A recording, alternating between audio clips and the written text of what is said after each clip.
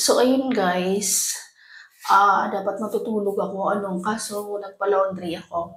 Siyempre kasi yung work ko is gabi, panggabi. So, ayun, inantay ko magbukas yung laundry shop, tapos yun, nagpa-laundry muna ako, and then dumiretso ako ng palengke. Yes, naisipan kong magluto mamaya pagising ko. Bumili ako ng isda, and then toge, yung gulay. So, ayan, dahil nga paglingon-lingon ko, matagal na rin ako hindi nakakakain ng mga fruits. Dapat importante sa atin kumain tayo ng fruits kahit sa isang week, 2 times a day, ganon, or dalawang araw kumain ka ng prutas, or kahit isang beses lang basta kumain ka. So, ayun, dahil nga na-curious ako, tapos nakita ko tong, alam mo yung trending sa TikTok na na grapes na kulay green na as in sobrang lalaki. So, akala ko mahal siya.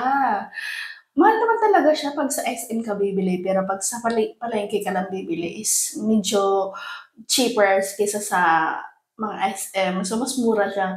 So, ayun, nagtanong ako, dapat saging kasi kakainin ko. Kasi nga, di ba, nagda-diet ako, tapos dapat yung kakainin ko saging para more protein, di ba? So, ayun, wala akong nakitang saging. So, ito yung nabili ko. Tiyara!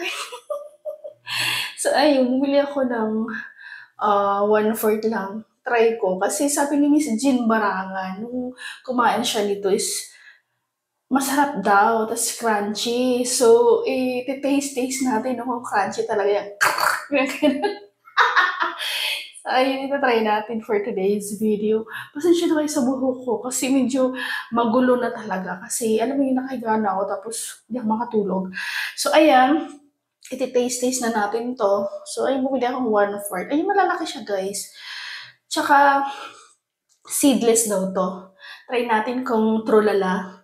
So, ayun, hinugasan ko na siya, guys. Alam mo, mura lang siya. One half is 100. So, sabi ko, pwede 1/4 lang kasi wala tayong pera bills. Kasi itatry ko lang siya. So, ayan, itatry nga natin. So, try na natin.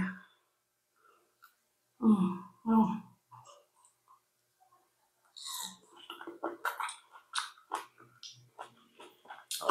Hmm? Crunchy ba? Ang tamis. Ang tamis. Iba ba talaga yung variety ng ganito, pero ang lalaki niya, guys, oh. Iba dun sa green na ubas na oblong siya. Siya talaga circle talaga siya. As in, bilog-bilog talaga siya, guys. So, ayun, oh.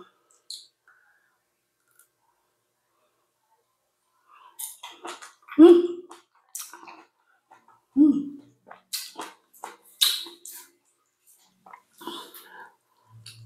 Sarap. Ang tamis niya. Worth to buy. Sarap.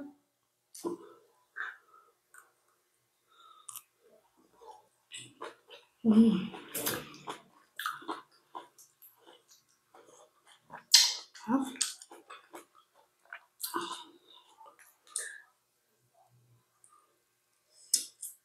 Mm.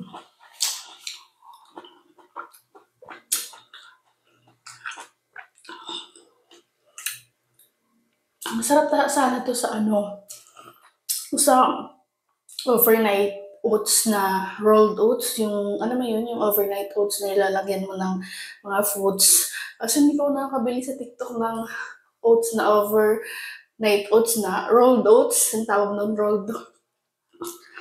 So, ayun. Ba't nagpipink siya? Nasa lipstick ko siguro to. So, ayan, kain pa tayo.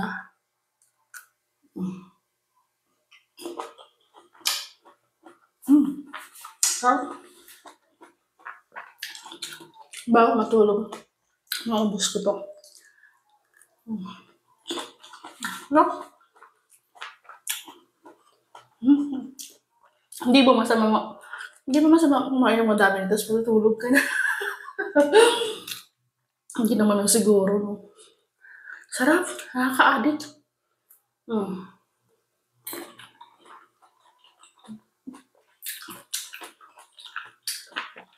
Sarap.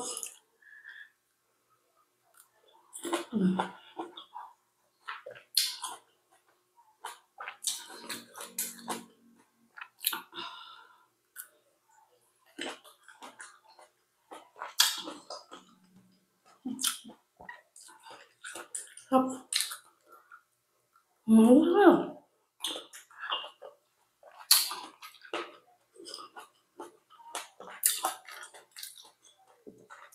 Tatlo lang.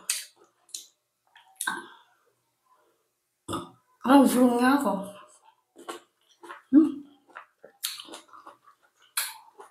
Pagpawisan ako.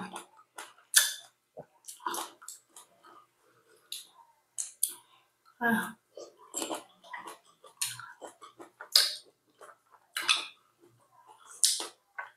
so ano,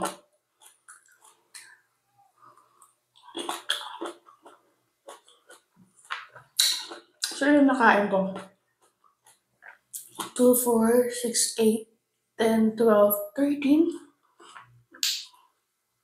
13 pieces. Wala, sarap eh. Ang tamis, ang sarap. Hindi lugi ka sa ano, mura siya. Sa palengke ko nabili. I-try nyo, sarap.